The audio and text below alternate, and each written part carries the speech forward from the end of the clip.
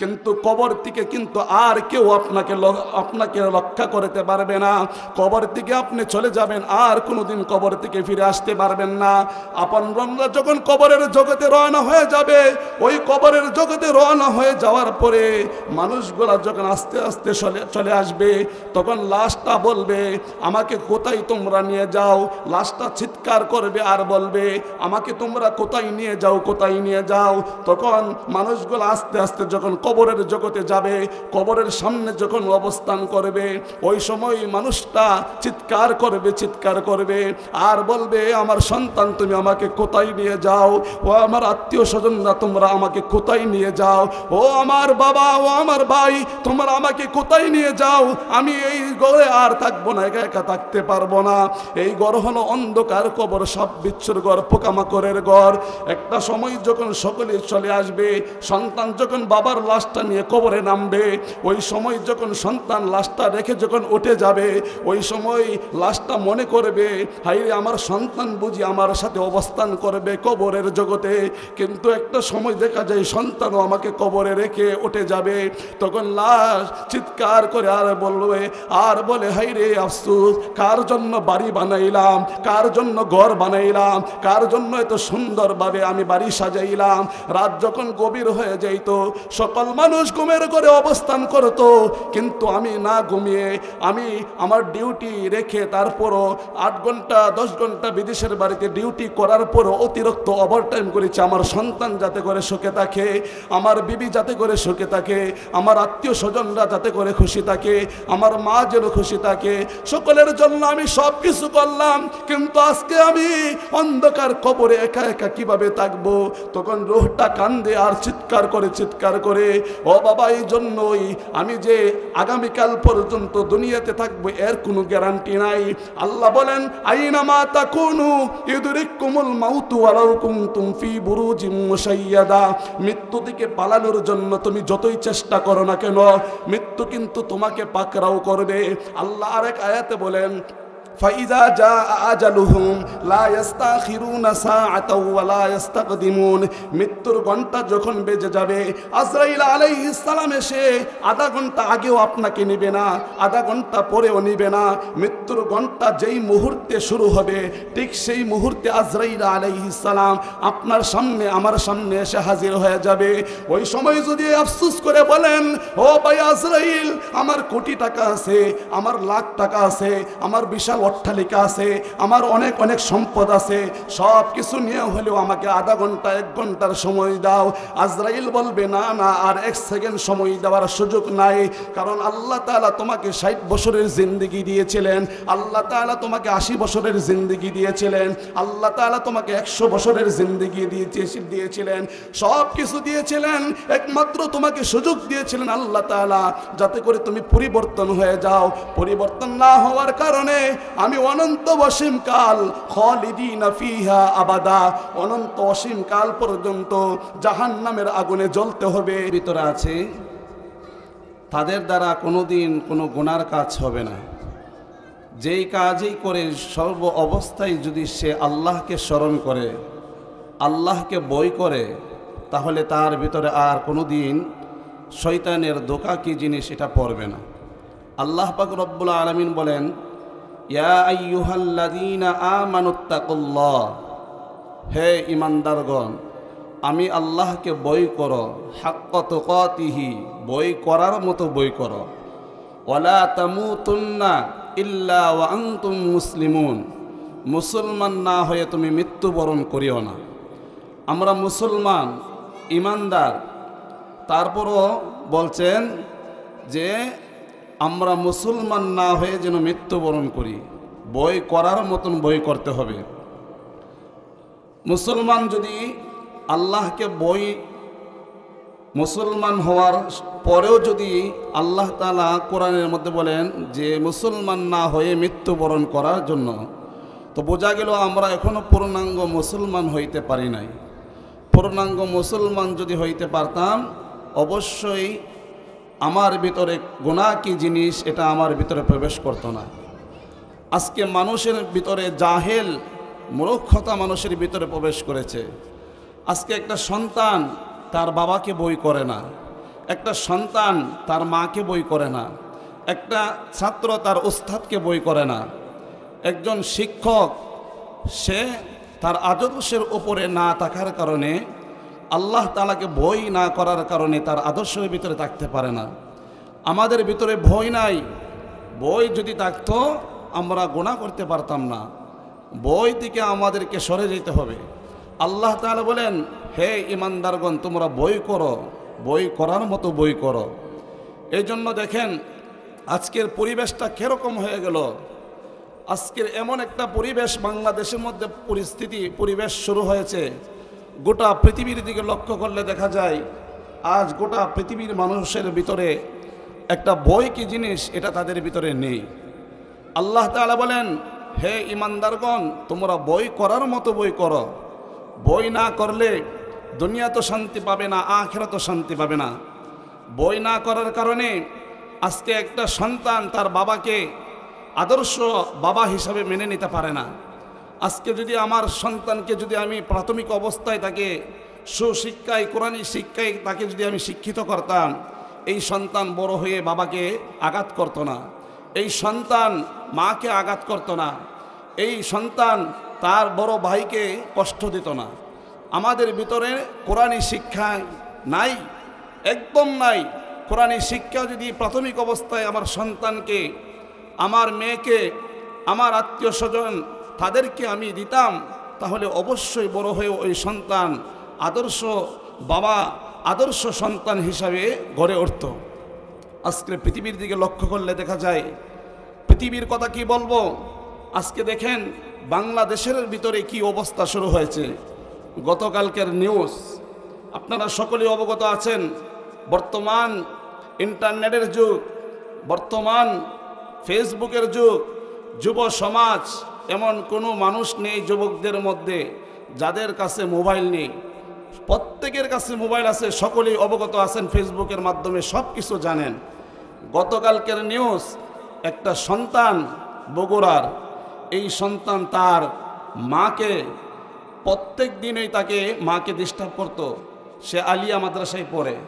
ওই মাদ্রাসাতে যাওয়ার সময় প্রত্যেক দিন 500 টাকা, 1000 টাকা মার কাছ থেকে নিত, চুরি করে নিত। অনেকভাবে লোকায়িতভাবে মা টাকা রাখতে পারতো না, বিছনার থেকে অনেকভাবে মার কাছ থেকে অপহরণ করে টাকা নিয়ে যেত। এক পর্যায়ে মার কাছে টাকা চাইল ওই সন্তান। তারপরে মা টাকা দিতে মানা করলো যে এখন এই মুহূর্তে যদি আমার সন্তানকে যদি আমি না আটকাই, বড় হয়ে আরেকটু যখন বেড়ে যাবে, টাকার সীমা যখন অতিরিক্ত ছাড়িয়ে যাবে, ওই সন্তান আর সন্তান থাকবে না, একটা সময় সে সন্ত্রাসে পরিণত হয়ে যাবে। ওই সন্তানকে বাধা দিতে গেলে বাধা না মেনে সন্তান মার কথা শুনলেন। শোনার পরে সে মাদ্রাসায় চলে গেলেন। দুপুরের সময় যখন খাবারের সময় হয়েছে, ওই সময়ের মধ্যে মা রান্নার কাজে ব্যস্ত, মা রান্না করতেছেন, আমার সন্তান এসে বাড়িতে খাবার খাবে। মাদ্রাসাতে আসার পরে ওই সন্তান কি করলো, মাকে দেখে মা কাজ করতেছে, হঠাৎ করে পেছন থেকে একটি বালতি অথবা এরকম একটা ভারী জাতীয় জিনিস নিয়ে মাকে পেছন থেকে আঘাত করছে। এক সময় মাকে কি করছে, মুখে ছাপ দিয়ে, নাকে টিপা দিয়ে, এক সময় এমনভাবে ছাপ দিয়ে ধরছেন, দেখা গেল হঠাৎ করে মার নিঃশ্বাস শেষ হয়ে গেছে, মা মৃত্যুবরণ করছে। নাউজুবিল্লাহ, জোরে বলুন। গতকালকের নিউজ এটা। আজকে আমাদের সন্তান কোথায় গিয়ে দাঁড়িয়েছে, আমাদের সমাজ আজকে কোথায় গিয়ে দাঁড়িয়েছে। আমার সন্তানকে যদি আমি প্রাথমিক অবস্থায় ভালো শিক্ষা দিতাম, কোরআনের শিক্ষায় শিক্ষিত করতাম, আমার এই সন্তানকে যদি আমি প্রাথমিক অবস্থায় নবীর আদর্শ অনুযায়ী জীবন গড়াইতে পারতাম, তাহলে আজকে আমার এই সন্তান একটা মাকে এত নির্মমভাবে হত্যা করতে পারতো না। ঠিক কিনা, জোরে বলুন। যখন এই সন্তানের মার মৃত্যুর খবর যখন আশেপাশে ছড়িয়ে পড়ছে, ওই সন্তান কি করলো, পুলিশ এসে বললো আমাদের ঘরে ডাকাত ঢুকলো।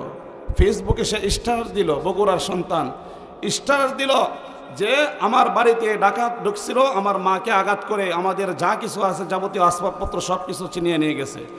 অথচ কি একটা জাহেল, কত বড় একটা সন্ত্রাসী পরিণত হয়েছে সন্তানটা।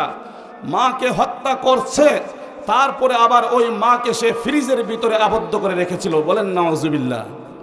মাকে ফ্রিজের ভিতরে আবার আবদ্ধ করেছে, ডিপের ভিতরে ঢুকিয়ে দিয়েছে। পরিশেষে যখন পুলিশ আরও অনেক নেতারা যখন বাড়িতে প্রবেশ করলো, তাকে যখন ধরল, পরিশেষে সে স্বীকার আসলো যে আমার মাকে আমি হত্যা করেছি। জোরে বলুন নাউজুবিল্লাহ। আজকের সমাজ, এই জন্য গার্জেনদেরকে বলবো, আমার মা বোনদেরকে বলবো, আপনি সন্তান যখন ভূমিষ্ঠ করেন, সন্তান যখন গর্ভ থেকে দুনিয়াতে আগমন করে, ওই সন্তানকে আগমন করার পূর্বে আপনি আগে নিজে ঠিক হন।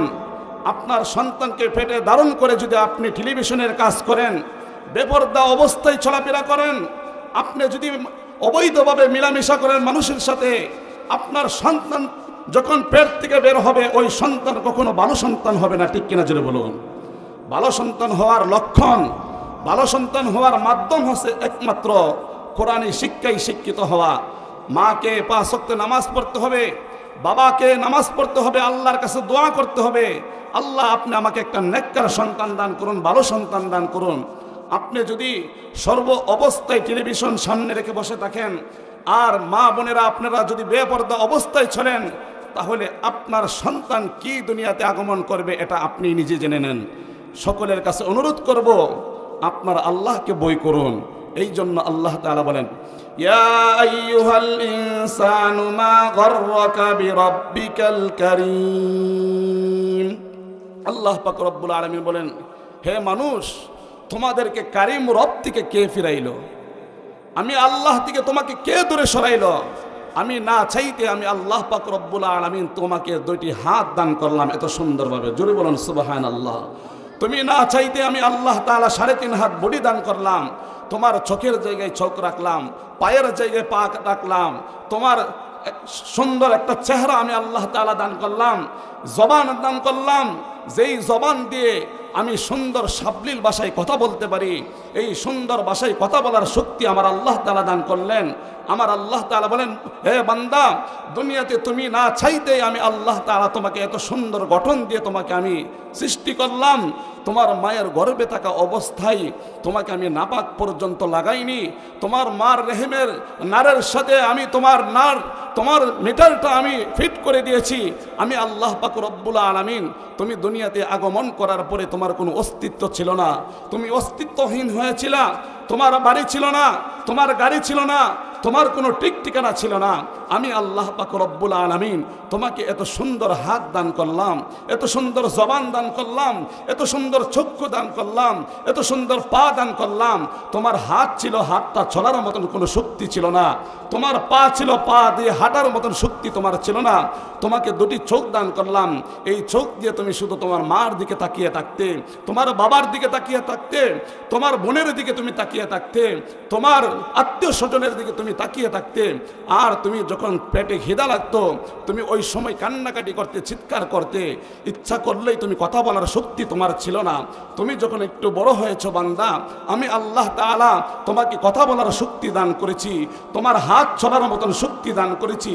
পা দিয়ে হেঁটে হেঁটে তুমি বাজারে যাবে, তুমি মসজিদে যাবে, তুমি কোরআন তেলাওয়াত করবে, ওই সব কিছু আমি আল্লাহ তাআলা দান করলাম।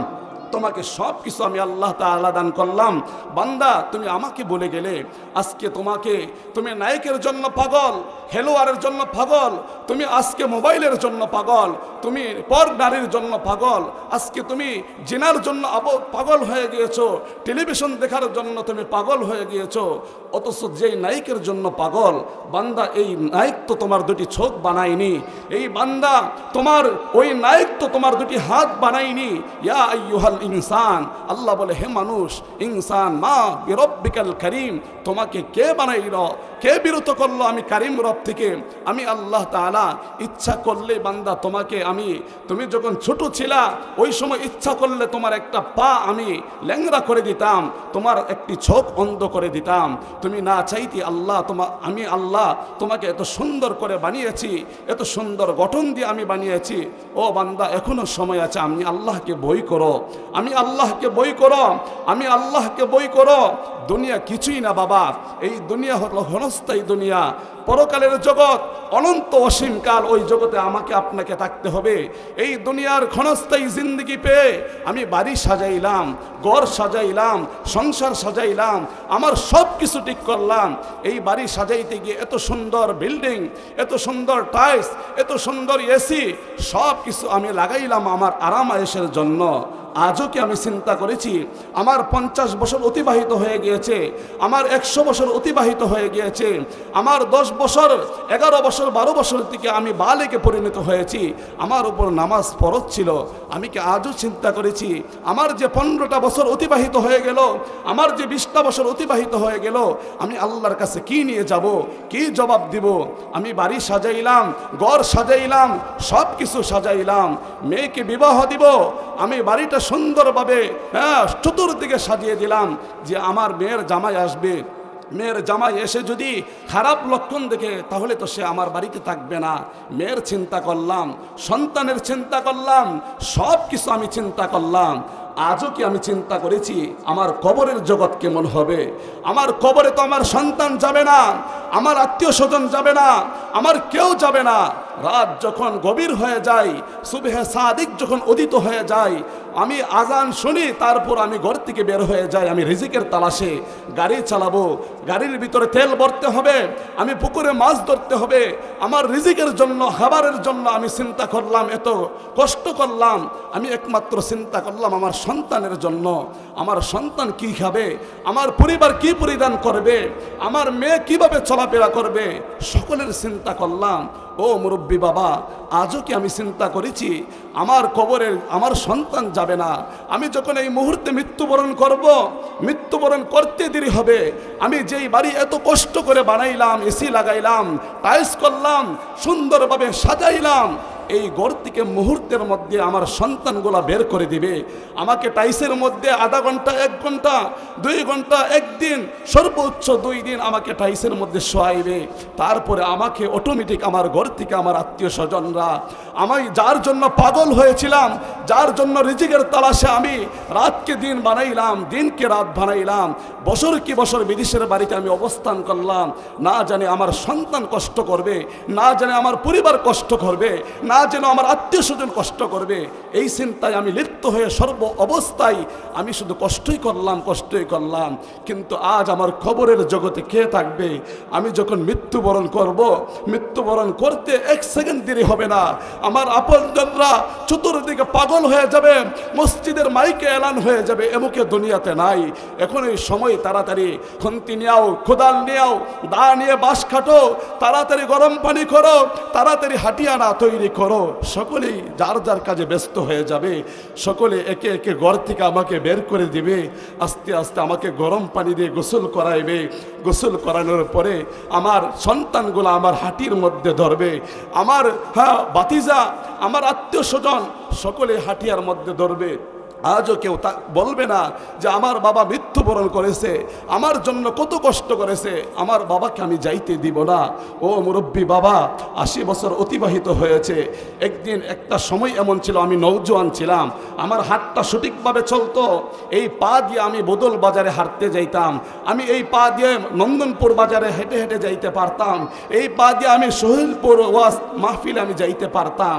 আজকে আমার 50 বছর, 40 বছর, 60 বছর অতিবাহিত হয়ে গেল, আমার পা তো আর আগের মতো চলে না, আমার হাত তো আর আগের মতো কাজ করে না, আমার জবান দিয়ে তো আমি আগের মতো আর কথা বলতে পারি না। আমার 2টি চোখ, দৃষ্টি শক্তি কত সুন্দর ছিল, এই দৃষ্টি শক্তি দিয়ে তো আমি আজ চোখে ভালোভাবে দেখি না।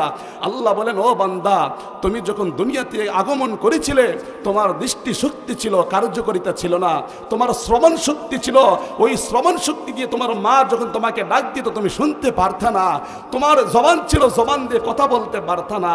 আমি আল্লাহ তাআলা জবানের শক্তি দান করলাম, চোখের শক্তি দান করলাম, জিহ্বার শক্তি দান করলাম, এই চেহারার মধ্যে এত সুন্দর একটা আকর্ষণ, মা ইয়ালফিজু মিন কওলিন ইল্লা লাদাইহি রাকিবুন আতীদ।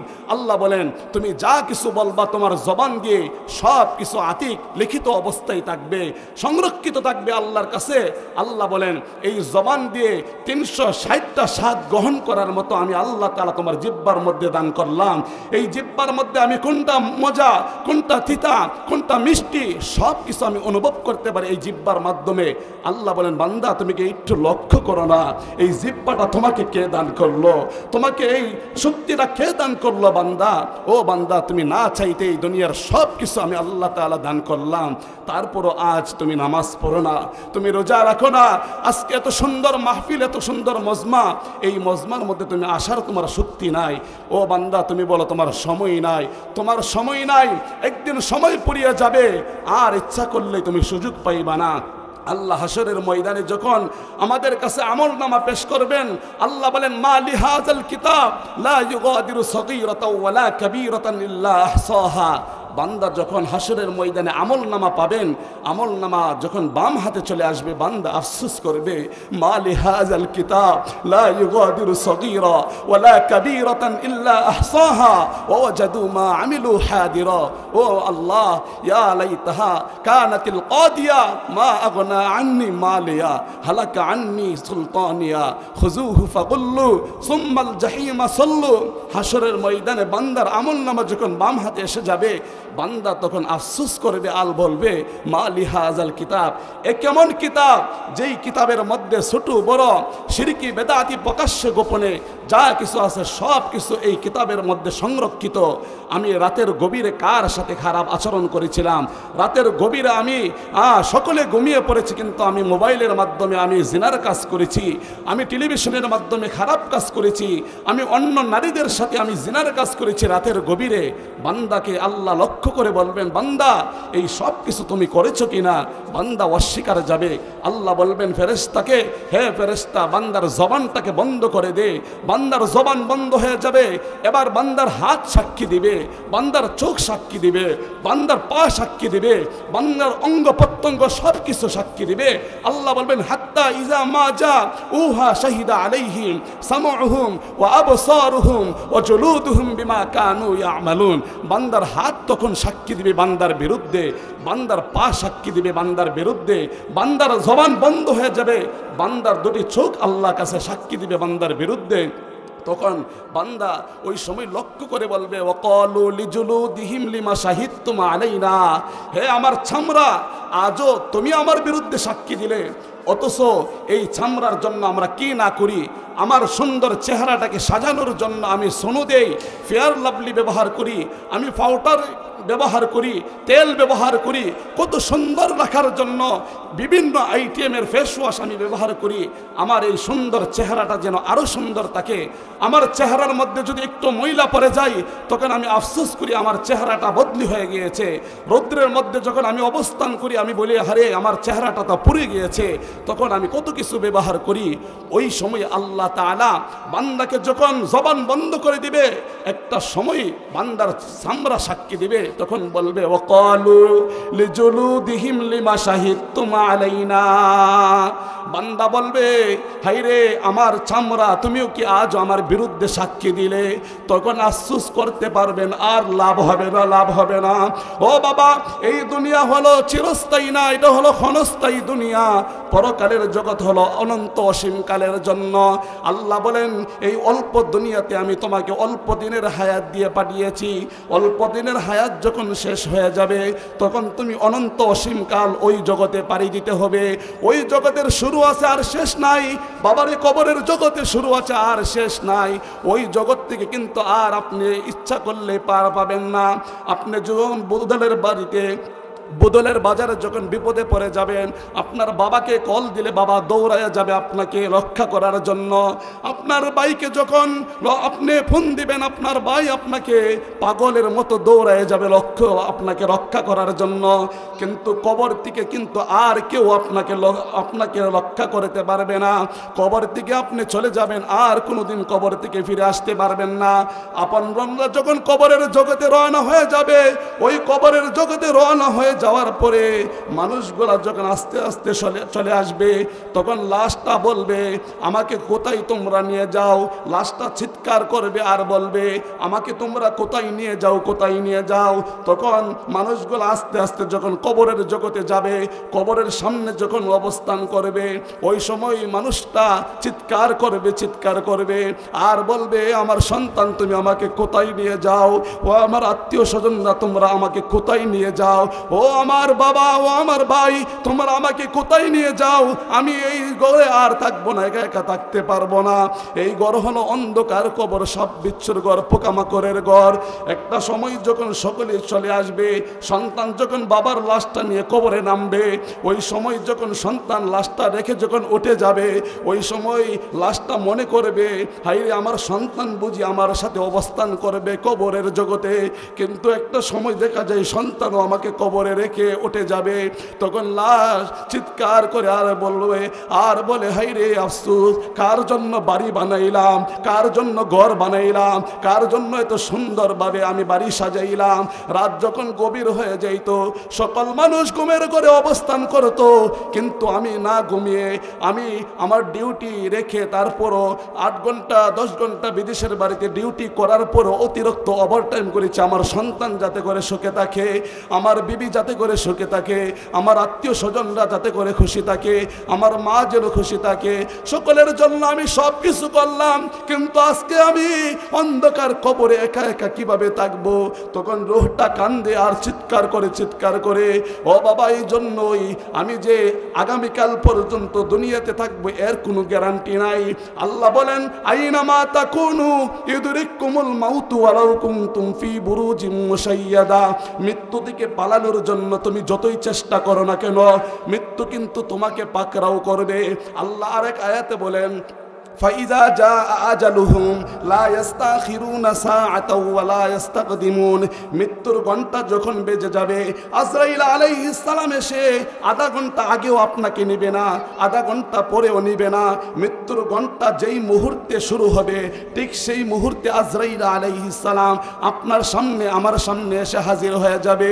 ওই সময় যদি আফসোস করে বলেন ও ভাই আজরাইল, আমার কোটি টাকা আছে, আমার লাখ টাকা আছে, আমার বিশাল অট্টালিকা আছে, আমার অনেক অনেক সম্পদ আছে, সব কিছু নিয়ে হলেও আমাকে আধা ঘন্টা 1 ঘন্টার সময় দাও। আজরাইল বলবে না না, আর 1 সেকেন্ড সময় দেওয়ার সুযোগ নাই। কারণ আল্লাহ তাআলা তোমাকে 60 বছরের জিন্দেগি দিয়েছিলেন, আল্লাহ তাআলা তোমাকে 80 বছরের জিন্দেগি দিয়েছিলেন, আল্লাহ তাআলা তোমাকে 100 বছরের জিন্দেগি দিয়েছিলেন, সব কিছু দিয়েছিলেন। একমাত্র তোমাকে সুযোগ দিয়েছিলেন আল্লাহ তাআলা যাতে করে তুমি পরিবর্তন হয়ে যাও। পরিবর্তন না হওয়ার কারণে আমি অনন্ত অসীম কাল খালিদিনা ফিহা আবাদা, অনন্ত অসীম কাল পর্যন্ত জাহান্নামের আগুনে জ্বলতে হবে। জাহান্নাম কেমন জাহান্নাম? আল্লাহ বলবেন হালাকা আন্নি সুলতানিয়া খুজুহু ফাগুল্লু। যেই সমস্ত জাহান্নামীরা জাহান্নামী হয়ে যাবে, আল্লাহ বলবেন হালাকা আন্নি সুলতানিয়া খুজুহু ফাগুল্লু।